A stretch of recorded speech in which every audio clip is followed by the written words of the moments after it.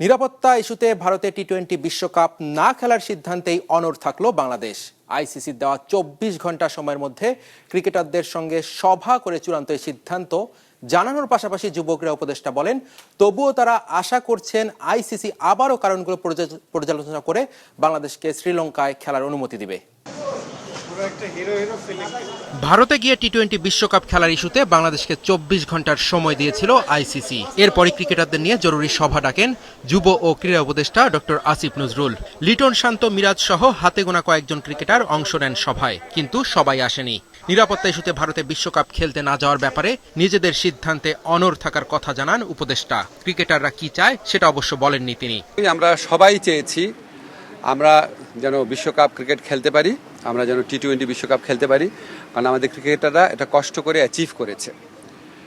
কিন্তু আমাদের যে নিরাপত্তা ঝুঁকি ভারতে খেলার ক্ষেত্রে, সেই নিরাপত্তা ঝুঁকি পরিস্থিতির কোনো পরিবর্তন ঘটে নাই। আমাদের যে নিরাপত্তা ঝুঁকির যে আশঙ্কা তৈরি হয়েছে, এটা কোনো বায়বীয় বিশ্লেষণ বা ধারণা থেকে হয় নাই, এটা একটা সত্যিকারের ঘটনার থেকে হয়েছে।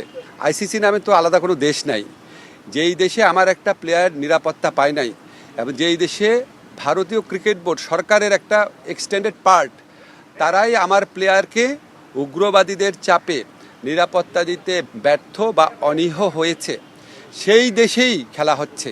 সেই দেশের পুলিশ, সেই দেশের সিকিউরিটি এজেন্সিরই দায়িত্ব হবে ক্রিকেটারদেরকে নিরাপত্তা দেওয়া। তো আমরা তাহলে ওই ঘটনার পরে কি এমন চেঞ্জ হয়েছে ভারতের, যে আমরা ভাবতে পারবো যে ভারতে আবার কোনো উগ্রবাদী আস্ফালন হবে না। মুস্তাফিজকে আইপিএল থেকে বাদ দেওয়ার পরই নিরাপত্তার কারণে ভারতে গিয়ে টি-20 বিশ্বকাপ খেলতে অস্বীকৃতি জানায় বাংলাদেশ। ভারতে কেমন নিরাপত্তা শঙ্কা ছিল তা পরীক্ষা করতে সেখানে বিসিবি কেন কাউকে পাঠাতে পারেনি সেই কথা জানান উপদেষ্টা।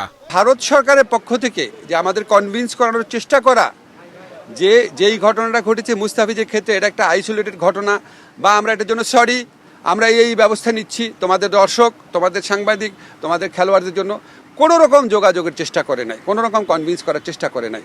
বিশ্বকাপ না খেললে ক্ষতির মুখে পড়বে দেশের ক্রিকেট। আইসিসির সিদ্ধান্ত মেনে নেবে না বিসিবি।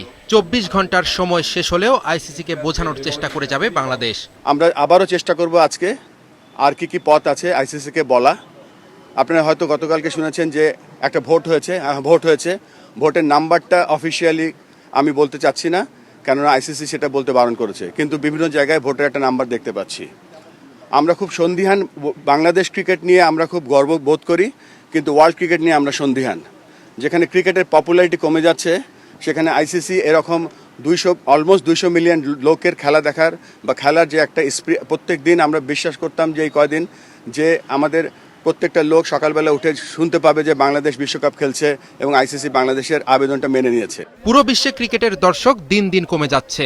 আইসিসির এমন সিদ্ধান্ত বিশ্ব ক্রিকেটের ক্ষতি করবে বলে মনে করেন বিসিবি সভাপতি। যে বিশ্ব ক্রিকেটের পপুলারিটি কমে যাচ্ছে, সেখানে বাংলাদেশের মতো দেশ যদি বাংলাদেশের মতো একটা ক্রিকেট লাভিং কান্ট্রি যদি মিস করে, আইসিসি বড় একটা মিস করবে। যেখানে ক্রিকেট বড় হচ্ছে, ক্রিকেট অলিম্পিকে যাচ্ছে 28-এ, 32-এ ব্রিসবেন হোস্ট করছে, 36-এ ইন্ডিয়া অলিম্পিক বিট করছে, কমনওয়েলথ গেমস তারা বিট করছে।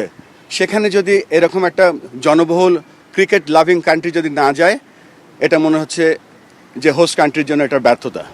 এর আগে বুধবার ভোটের মাধ্যমে চূড়ান্ত সিদ্ধান্ত নেয় আইসিসি। পাকিস্তান ছাড়া বাংলাদেশের পক্ষে ভোট দেয়নি কোনো দেশ। বিশ্বকাপে বাংলাদেশে না খেলার সিদ্ধান্ত চূড়ান্ত থাকলে সুযোগ পাবে স্কটল্যান্ড।